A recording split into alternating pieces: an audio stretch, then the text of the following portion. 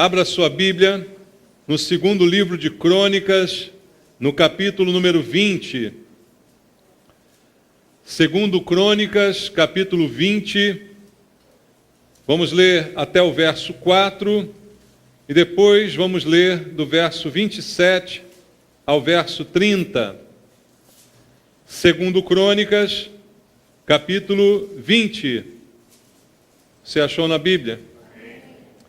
A palavra de Deus diz: depois disto, os filhos de Moabe e os filhos de Amon, com alguns dos meunitas, vieram a peleja contra Josafá.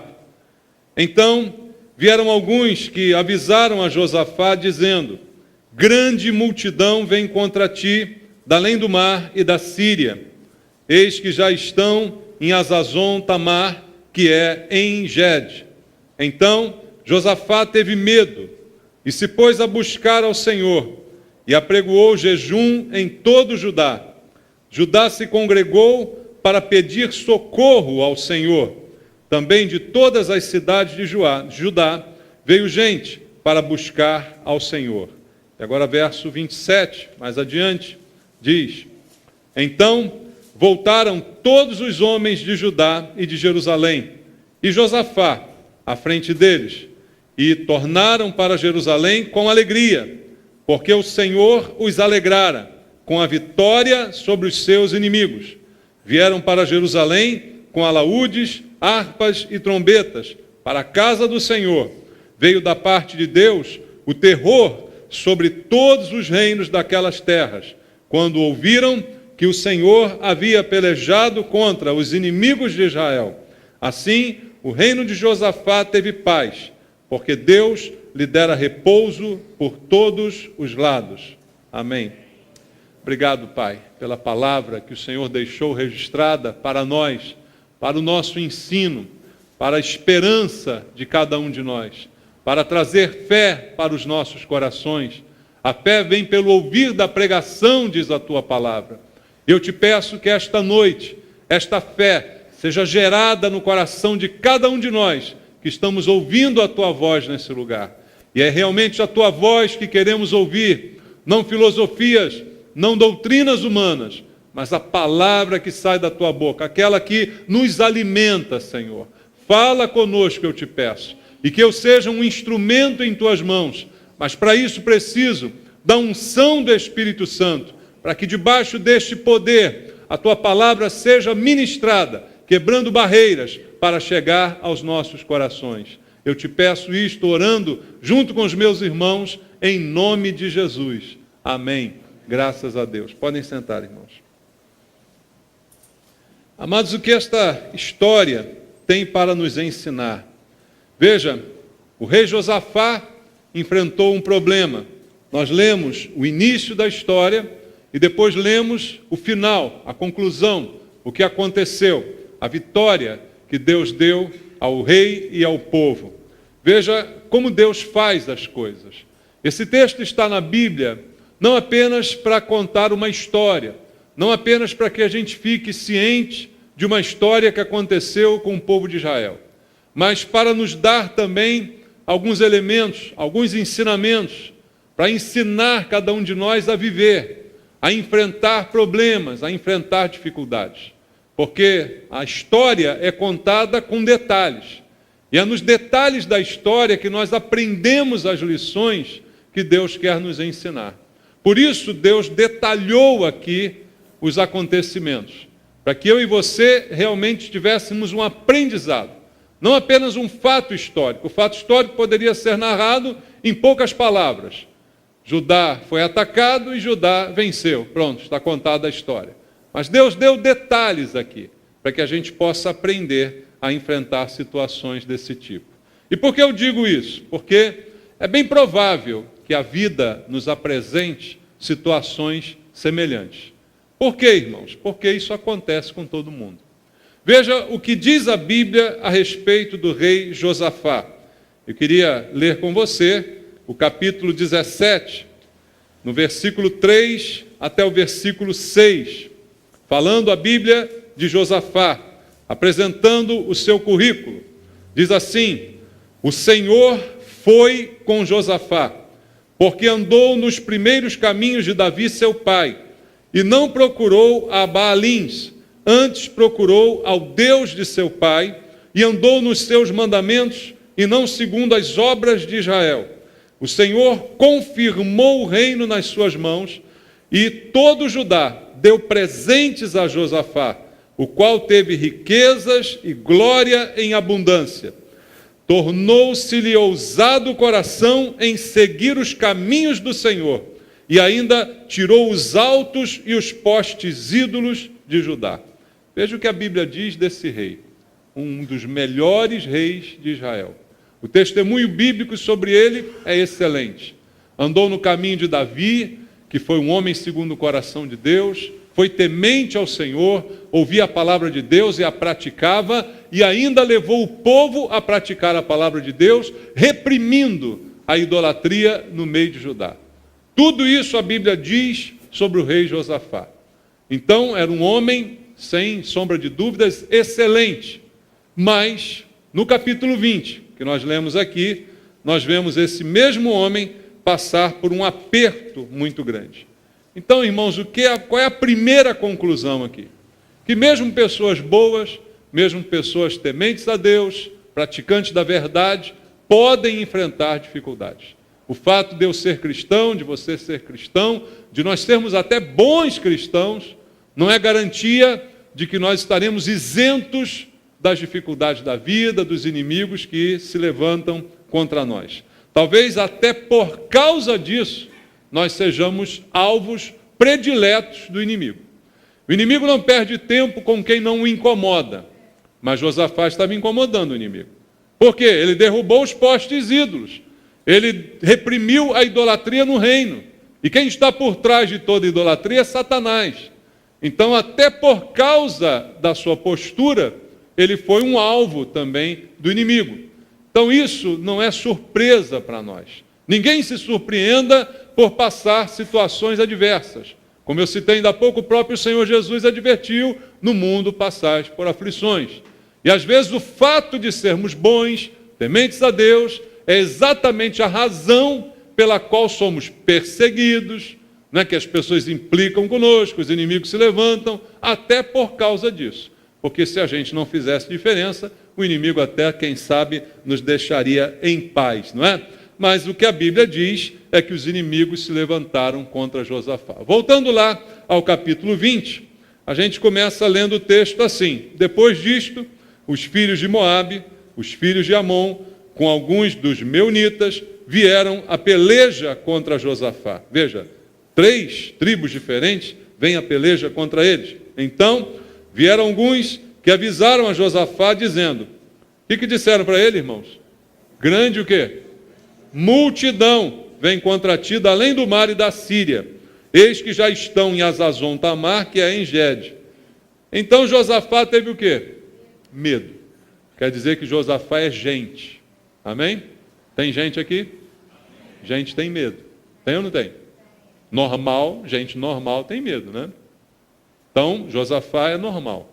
É um homem de Deus, é temente a Deus, mas é uma pessoa normal.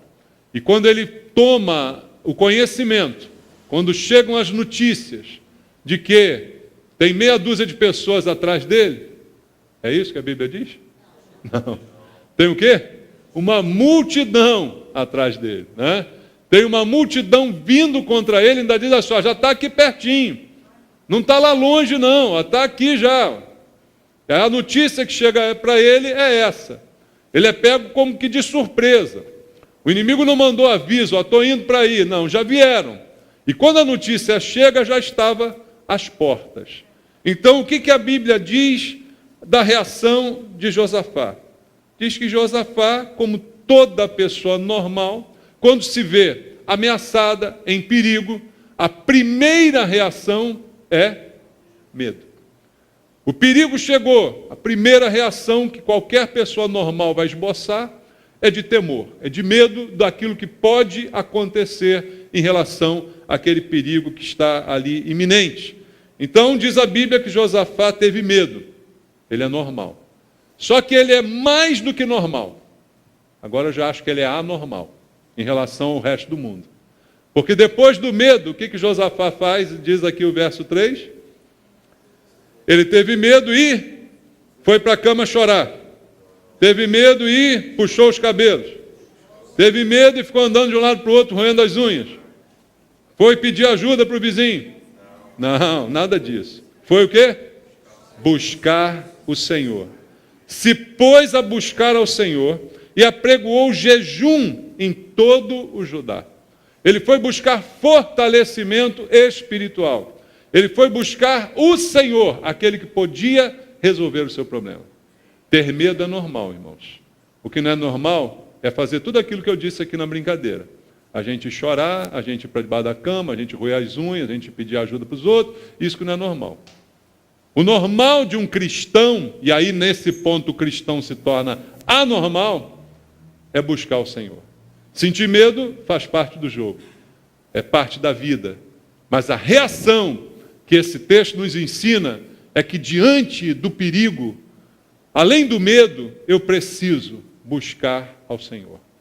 Eu preciso me fortalecer espiritualmente. Daí a razão dele proclamar um jejum para toda a nação, para que todos se fortalecessem contra aquele inimigo que estava às portas e viria para destruir. E o que foi resultado? Versículo 4. Judá se congregou para pedir socorro ao Senhor. E também de todas as cidades de Judá veio gente para buscar ao Senhor. Olha a reação, irmãos. Se congregar é o que nós estamos fazendo aqui. Concorda? Nós estamos nos congregando. A igreja é uma grande congregação de cristãos, de pessoas que creem no mesmo Deus e têm a mesma fé. E nos congregamos aqui para nos fortalecer também, para louvar ao Senhor, para orar, para ouvir a palavra, mas também para criar vida espiritual, para fortalecer o nosso espírito, para receber a palavra de Deus que aumenta a nossa fé, que nos fortalece. Estamos nos congregando, estamos nos preparando para enfrentar a dificuldade. Como é que Judá se preparou para enfrentar o inimigo? Foram para uma escola de guerra? Foram para uma escola de manuseio de espadas, de escudos? Não, foram se congregar para buscar ao Senhor. Essa é a reação que a Bíblia está nos ensinando com esses detalhes do texto, irmãos. Eu e você vamos enfrentar dificuldades, mas a nossa reação não pode parar no medo. Ela precisa ir além do medo. Ela precisa provocar em nós o desejo de buscar a Deus, o desejo de nos congregar. Veja, não é cada um por si, não. É todos juntos buscando ao Senhor. Não era só o rei que iria buscar ao Senhor, não era só Josafá que ia jejuar. Ele disse, vamos todos jejuar, vamos todos nos ajudar mutuamente, vamos todos nos congregar e desfrutar dos benefícios dessa congregação. Você acredita que há benefícios na congregação, irmãos? Há benefícios. Nós estamos aqui, estamos buscando o mesmo Deus juntos, exercitando a mesma fé. Há um benefício nisso? É claro que há. Para todos nós que chegamos aqui com esse mesmo espírito, com essa mesma vontade de buscar ao Senhor. E isso que aconteceu em Judá, quando eles se viram em dificuldade. E a Bíblia diz que eles clamaram a Deus.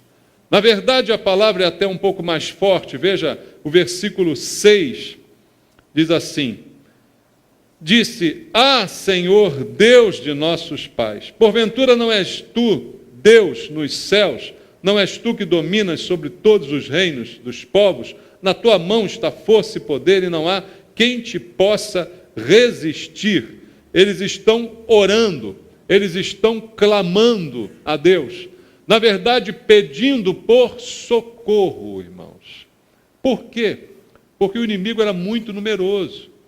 Possivelmente, numericamente, Judá não estivesse à altura de enfrentar aquela numerosa multidão que vinha contra eles. Então, o auxílio ao Senhor. E a Ele vamos clamar. Aquilo que eu posso resolver, eu resolvo.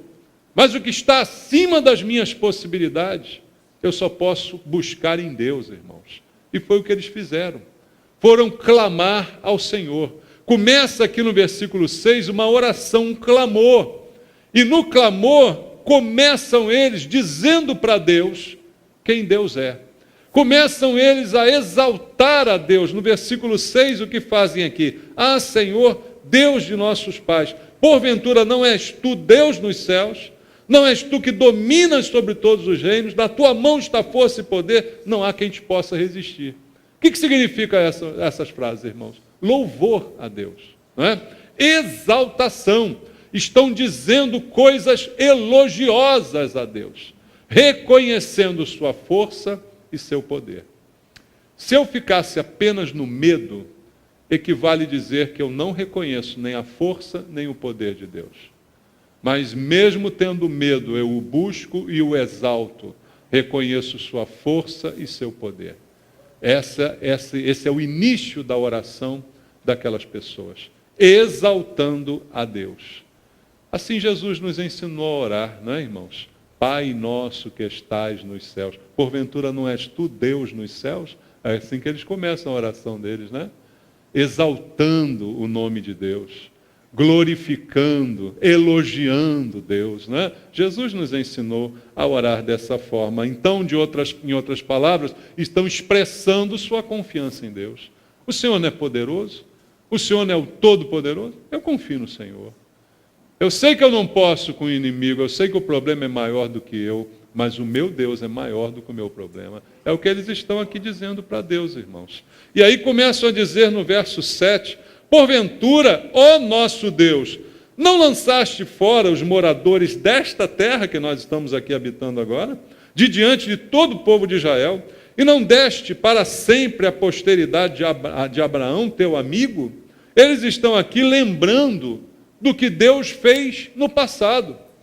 Eles estão aqui lembrando, veja bem, nós estamos nessa terra porque foi Deus que nos colocou aqui. E nos colocou aqui como? Com muito milagre. Que começou esse milagre, essa sequência de milagres lá no Egito, quando nós fomos libertos. Atravessamos o Mar Vermelho, atravessamos o Jordão, chegamos aqui, dominamos a terra, vencemos povos mais numerosos e preparados do que nós. Quem fez tudo isso? Porventura não foi Deus? O que eles estão fazendo? Estão lembrando do que Deus fez. Agora, irmão, traz isso para a sua vida. Como é que você deve enfrentar as suas adversidades? Só com medo? Não, o medo faz parte, eu já disse. Mas agora está na hora de oração. Está na hora de buscar a Deus com convicção.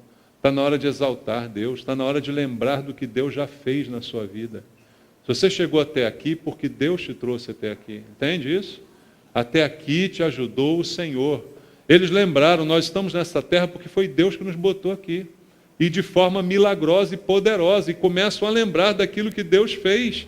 E aí no verso 9, dizem assim, se algum mal nos sobrevier, espada por castigo, peste ou fome, nós nos apresentaremos diante desta casa e diante de ti, pois o teu nome está nesta casa, e clamaremos a ti na nossa angústia, e tu nos ouvirás e livrarás. Sabe o que eles estão fazendo? Eles estão lembrando da promessa que Deus fez, da promessa que Deus fez em relação à sua casa, ao templo. Deus havia prometido coisas em relação a esse templo, irmãos. Você lembra da consagração do templo, como foi? Se meu povo que se chama pelo meu nome se humilhar, orar, me buscar, eu ouvirei. Não é isso que Deus diz? Eles agora estão lembrando disso aqui. Estão lembrando o que Deus disse que faria, a promessa que Ele falou. Então Ele disse, se algum mal, se alguma espada, se alguma fome, peste, chegar até nós nos apresentaremos diante desta casa, a congregação, a igreja, diante de ti, pois o teu nome está nesta casa, e clamaremos a ti na nossa angústia, e tu nos ouvirás e livrarás. Não é essa a promessa de 2 Crônicas 7,14? Eles estão lembrando da promessa. Na hora que você está em dificuldade, você lembra da promessa de Deus, irmão? Ou você só lembra do inimigo que está vindo babando para cima de você? Do que nós lembramos? Medo, eu já disse, é normal. Agora, ficar uma semana com medo? Ficar um mês com medo? Cadê a oração? Cadê o buscar? Cadê a presença na casa de Deus? Cadê lembrar da promessa e dizer: se o meu povo que se chama pelo meu nome se humilhar e orar e me buscar, eu vou fazer isso. Se o problema é maior do que eu, se eu não posso lidar com isso, eu vou buscar a Deus, que é maior do que qualquer problema. E eu vou me humilhar diante do Senhor e vou clamar e vou reconhecer. E vou lembrar das suas promessas. Vou lembrar do que Ele já fez por mim. Vou lembrar dos feitos de Deus que são tremendos e vou continuar clamando e buscando. Esse é o exemplo que esse povo e o rei Josafá deixam para nós na reação ao problema. O problema todo mundo passa, irmãos. O problema é a reação que nós temos aos problemas. É isso que nos diferencia uns dos outros. Porque todo mundo sofre igualzinho nessa terra, irmãos. Todo mundo passa por problemas. Uns mais, outros menos, mas todos enfrentam dificuldades. A diferença entre nós é a reação. E aqui a Bíblia está nos ensinando, através desse povo de Josafá, a reação. Como reagir ao problema que se torna grande quanto mais o tempo passa e ameaçador quanto mais se aproxima. Assim eles reagiram, orando, buscando, se congregando, se humilhando, clamando na casa de Deus, na congregação. Foi o caminho que eles tomaram. E veja mais o que fizeram, versículo 12. Olha como eles falam com Deus. Ah, nosso Deus, acaso não executarás tu o teu julgamento contra eles? Porque em nós não há força para resistirmos a essa grande multidão que vem contra nós. E não sabemos nós o que fazer, porém, os nossos olhos estão postos em ti. Que declaração, irmãos! Eles confessam aqui a sua condição de fraqueza. É completamente contrário dessa doutrina maluca que anda no meio evangélico, da confissão positiva. Já ouviu isso? Essa balela, essa besteira, né? Confessa positivamente que vai dar certo. Isso é macumba. O nome disso é macumba. E se fosse boa, não era má. Era boa cumba, né? Eu não posso usar esse exemplo porque eu chamo Maurício, né? Isso me compromete. É um problema isso, né?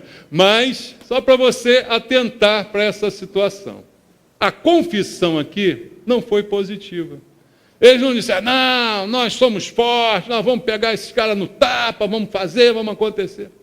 Nada disso. Porque o poder não está nas minhas palavras. O poder está na palavra de Deus.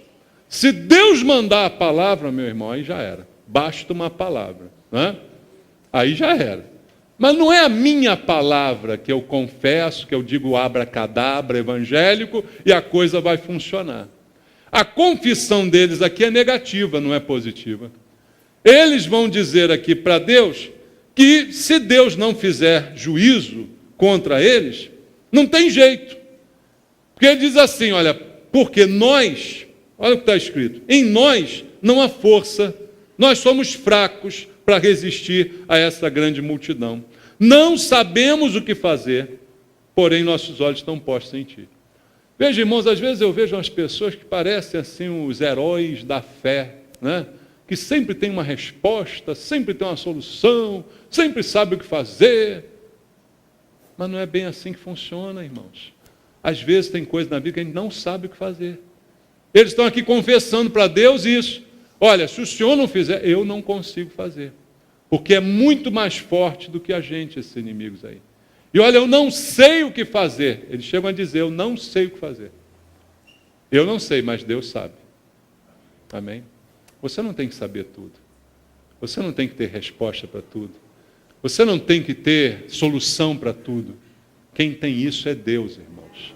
Essa é a parte de Deus. Tem coisa que acontece na vida que eu não sei explicar. Por que aconteceu? Não sei. Por que eu perdi isso? Não sei. Por que eu estou sofrendo isso? Por que veio essa doença? Não sei. Mas Deus sabe. E eu posso dizer para ele, olha, eu não sei lidar com isso. Mas eu sei que o Senhor sabe. Eu sou fraco, eu não sou forte não, mas eu sei que o Senhor é forte. Eu sei que se o Senhor não fizer alguma coisa, eu não tenho o que fazer. Né? Se fosse um pregador da confissão positiva, como você vai dizer isso? Não pode, você tem que confessar. Confessa que o inimigo já foi derrotado, confessa que você está curado, confessa isso, confessa aquilo. Mas não foi isso que eles fizeram. Eles confessaram que não sabem o que fazer. Eles confessaram que não conseguem fazer, mas confessaram que Deus poderia fazer. Entende? Talvez seja essa a confissão positiva deles. Deus pode fazer. E eu confio no Deus que pode fazer, embora eu saiba quem eu sou, eu tenho medo e eu não posso fazer. Mas o meu Deus, Ele pode fazer muito mais do que eu imagino. Como diz a Bíblia, Deus é poderoso para fazer infinitamente mais do que tudo quanto pedimos ou pensamos, irmãos. A gente às vezes não tem noção disso. Nós não sabemos, mas Deus sabe. E essa foi a maneira como eles oraram a Deus. Como eles clamaram, como eles se humilharam diante do problema que chegou. E aí receberam de Deus o socorro, o milagre. Mas de que maneira eles receberam esse socorro? A maneira também está descrita aqui, em detalhes. Para quê? Para nos ensinar. Veja, a Bíblia não está apenas nos ensinando a orar, nos ensinando a enfrentar uma adversidade maior do que nós. Ela também vai nos ensinar como eu devo ser socorrido por Deus e como eu devo me comportar durante este socorro de Deus. Versículo 13 diz assim: todo Judá estava em pé diante de quem? Do Senhor. Como também as suas crianças, as suas mulheres e os seus filhos. O que esse versículo ensina aqui? O problema, quando ele me afeta, ele afeta a minha mulher, ele afeta os meus filhos, ele afeta todo mundo, irmão. Qual é o problema que afeta só você, se você tem mulher, filho, família, marido? Afeta todo mundo. Às vezes até pai, mãe, afeta, irmão, não é? O problema de um é o problema de todos. Olha, o povo vai ser invadido. Quem que vai ser invadido? Todo mundo. As crianças, todo mundo vai sofrer. Então todo mundo tem que estar junto. Todo mundo tem que estar unido. Todo mundo tem que estar remando para o mesmo lado, no mesmo propósito, com o mesmo pensamento, com a mesma visão. Senão cada um puxa para um lado. E aí não tem vitória que venha, irmãos. O que o texto está me ensinando é que todos estavam juntos diante do Senhor, também as crianças, as mulheres, os filhos. Estava todo mundo unido. Tem gente que não sai da crise porque não há unidade dentro de casa, dentro da família. Ao invés de se unirem, competem entre si. E aí todos são derrotados, todos perdem. Na hora da crise, é a hora da mulher se juntar mais ao marido, o marido se juntar mais à mulher, e ambos se juntarem mais aos filhos. Porque se aperta para um, aperta para todo mundo. E isso tem que se conscientizar na família. E aconteceu exatamente assim em Judá. Por isso o socorro de Deus chegou para eles, porque estavam todos unidos, irmãos. E veja mais o que diz verso 14. Então veio o Espírito do Senhor, com letra maiúscula, veio aonde? No meio de quê, irmãos? Da congregação, da igreja. Congregados estavam, ali veio o Espírito do Senhor. Sobre Jaziel, filho de Zacarias, filho de Benaia, filho de Jeiel, filho de Matanias, levita, dos filhos de Asaf. E disse: dai ouvidos todo Judá, e vós, moradores de Jerusalém, e tu, ó rei Josafá, ao que vos diz o Senhor. E o que o Senhor disse através do profeta: não temais, nem vos assusteis, por causa dessa grande multidão, pois a peleja não é vossa, mas de Deus. Aí veio a palavra revelada de Deus, irmãos. A palavra que veio pelo Espírito Santo de Deus, para trazer a fé necessária. Quando a Bíblia diz a fé vem pelo ouvir da pregação, acontece quando isso vem do Espírito, irmãos, do Espírito Santo. Não é só uma leitura superficial da Bíblia, mas quando o Espírito de Deus fala, aí a fé nasce no coração. E o que o Espírito de Deus falou ali foi o seguinte: não tenham medo da multidão que vem contra vocês. Não precisa temer, porque Deus dará conta disso. A palavra que veio para trazer paz. O medo, a primeira reação. Ao medo se seguiu o buscar a Deus, a congregação, a unidade. E agora a palavra revelada de Deus, trazendo a ordem. Não precisa mais ter medo. Porque esse problema não é você que vai cuidar, mas é Deus que tomará a frente dele e que cuidará por você. Foi isso que disse o Espírito Santo àquela congregação naquele momento. Versículo 17. Neste encontro não tereis de pelejar. Tomai posição, ficai parados e vede o salvamento que o Senhor vos dará. Ó Judá e Jerusalém, não temais nem vos assusteis. Amanhã saí-lhes ao encontro, porque o Senhor é convosco. Veja como é uma sucessão de coisas o que Deus está fazendo. Primeiro, eles buscam, eles se consagram, eles jejuam, eles se unem. Deus manda a palavra. Olha, não precisa mais ter medo. Agora é com Deus. Agora está nas mãos de Deus. Mas ainda assim, dá a eles uma ordem. E essa ordem, para ser obedecida, precisava desse preparo, irmãos. Precisava de tudo isso que aconteceu, nada foi por acaso. Porque agora Deus está dando uma ordem que é, no mínimo, um pouco estranha. Está dizendo, olha, vocês vão encontrar o inimigo. O inimigo está vindo. E ele vai vir. Não vai ser diferente. Vocês vão encontrar. Às vezes, tudo que a gente quer é não encontrar com o inimigo, né? Não é isso que você quer? Ô, Senhor, faz ele desviar de caminho aí, manda o diabo para lá. Mas assim, não, Deus está dizendo, você vai encontrar com o diabo. Não quero encontrar com o diabo. Mas vai encontrar. Só que nesse encontro, você não precisa fazer nada. Ó, não precisa bater no diabo, não precisa socar o estômago dele, não precisa fazer nada. Isso é estranho o que Deus está dizendo. Olha, nesse encontro, você não vai ter que pelejar, mas você vai ter que fazer o quê? Tomar posição e ficar parado e assistir o salvamento que Deus vai fazer. Para isso tem que ter fé, né, irmãos? Fé é isso aqui. Você vai encontrar com o diabo cara a cara, mas você não vai precisar fazer nada. Você vai só tomar posição. Mas parece que essa é a palavra mais difícil aqui do texto. Tomar posição. Meu irmão, dá para você tomar posição? Toma jeito. Toma vergonha na cara. Vamos resumir essa parada, né? Age como crente. Como eu gosto de dizer de vez em quando, faz de conta que você é crente e age como crente. Toma posição. Sabe o que está faltando hoje, muitas vezes, na gente, nas igrejas, nos evangelhos?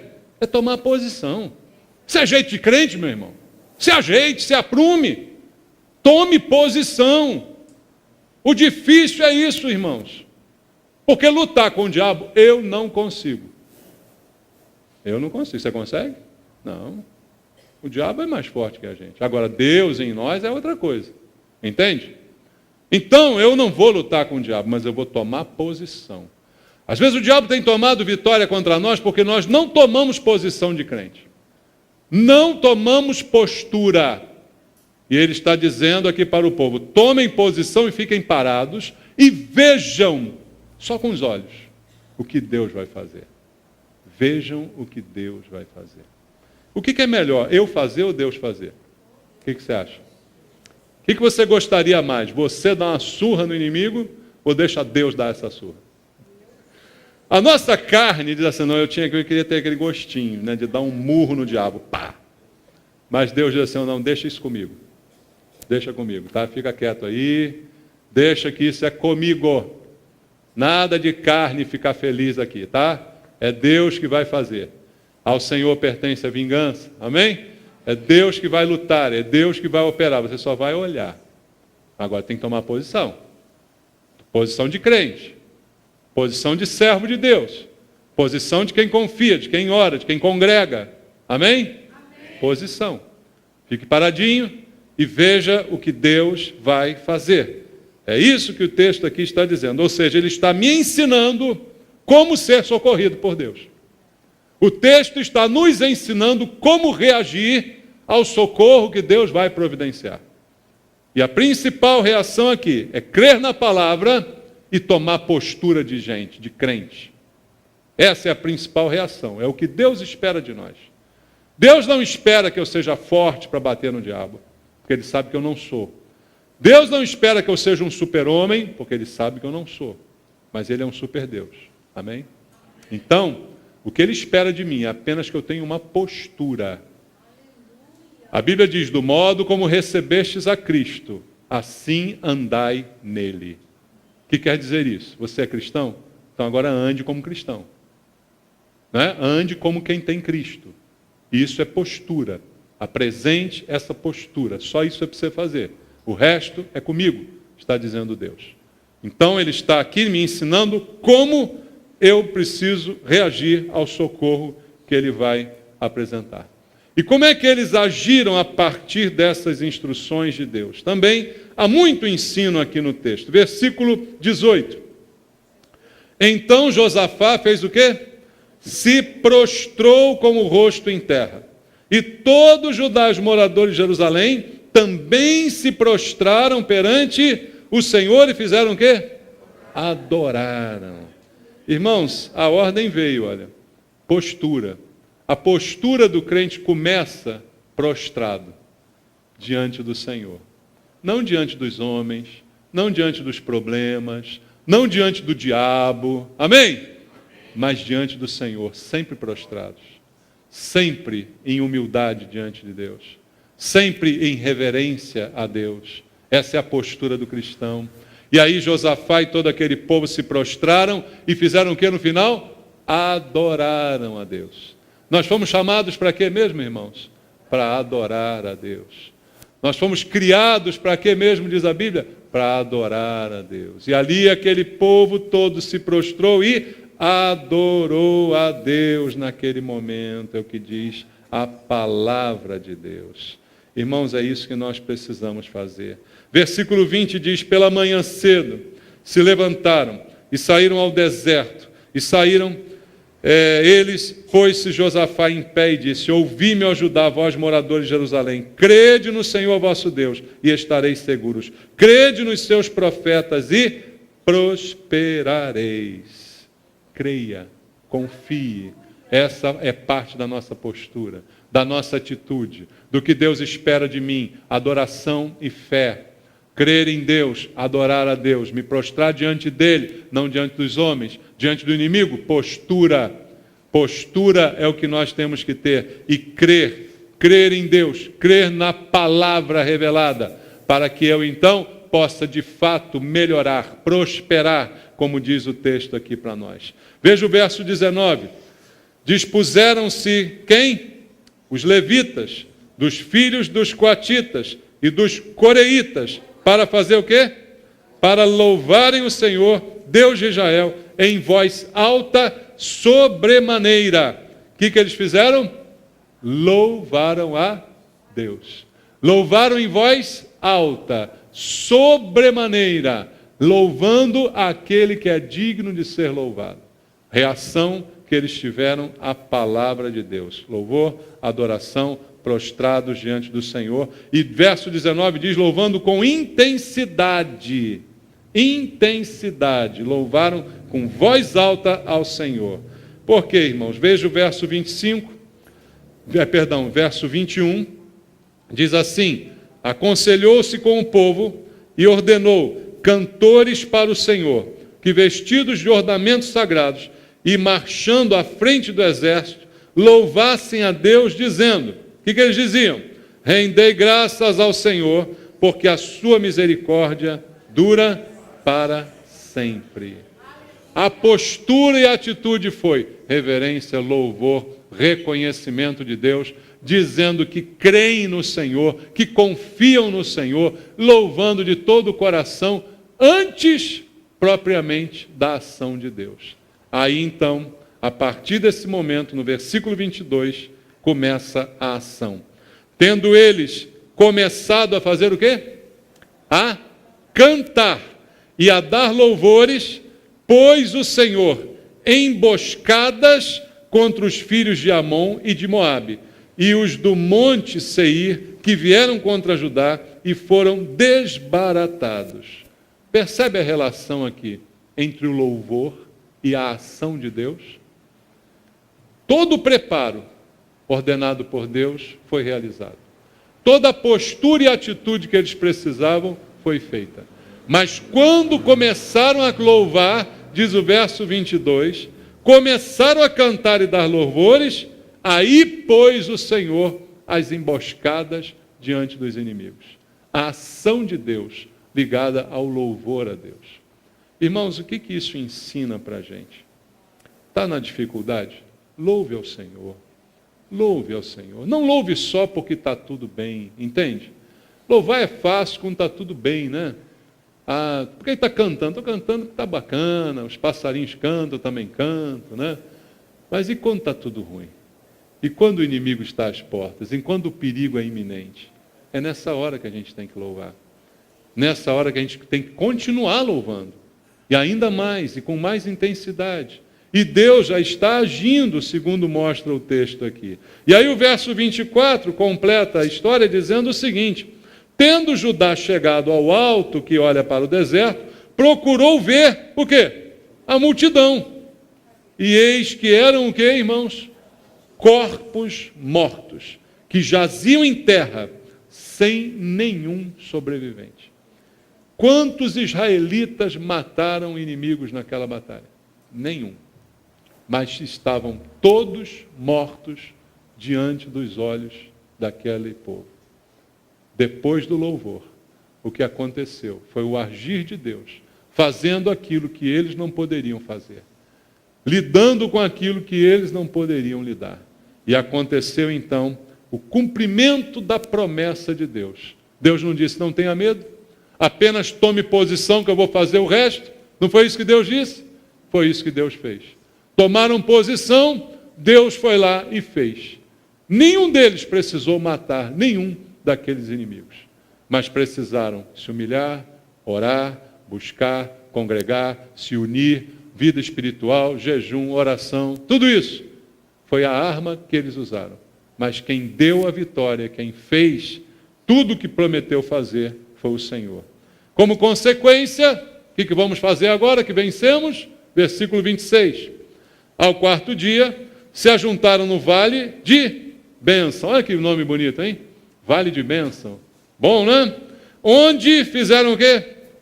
Louvaram o Senhor. Por isso, chamaram aquele lugar Vale de Bênção, até o dia de hoje. Por que ele se tornou Vale de Bênção? Porque foi ali que eles louvaram ao Senhor depois da vitória. Irmãos, o problema é que eles louvaram antes e depois. Alguns de nós querem louvar só depois. É como questionou Jesus, querem ver para crer. Louvar antes é crer antes, para depois ver, e aí continuar louvando. Depois da vitória, louvaram ainda mais, a tal ponto que aquele lugar foi chamado Vale de Bênção. E aí chegamos ao verso 27 que lemos no início. Então, voltaram todos os homens de Judá e Jerusalém, e Josafá à frente deles, tornaram para Jerusalém com o quê? Com alegria. Por que a alegria deles? Porque o Senhor os alegrara com a vitória sobre os seus inimigos. A razão da alegria deles era essa alegria que veio do Senhor. E aí fizeram o quê depois da alegria? Verso 28. Vieram pelo Jerusalém com o quê? Alaúdes, harpas, trombetas, para onde? Para a casa do Senhor. Louvaram ainda mais. Mas é interessante que eles louvam na igreja, mas louvam também fora dela. Amém, irmãos? Na casa de Deus, louvor, harpa, alaúde e tal. Mas fora dela, louvor também. Amém? Louvor em todo tempo, louvor em toda e qualquer situação, porque Deus está agindo e Deus está operando. Eu preciso crer e confiar. Eu preciso vencer o medo inicial e buscar a Deus de todo o meu coração. E aí, louvar. Louvar mesmo antes do milagre acontecer, para depois continuar louvando quando o milagre acontecer. E assim foi, e chegaram eles à casa do Senhor e continuaram louvando também ao Senhor. E aí termina no versículo 30, que é um dos versículos mais bonitos da Bíblia, que diz assim: assim, o reino de Josafá teve paz, porque Deus lhe dera o quê? Repouso, paz, por todos os lados. Não é o que a gente quer, irmãos? Você quer paz em que lado da sua vida? Todos os lados, né? Adianta ter paz só numa área da vida?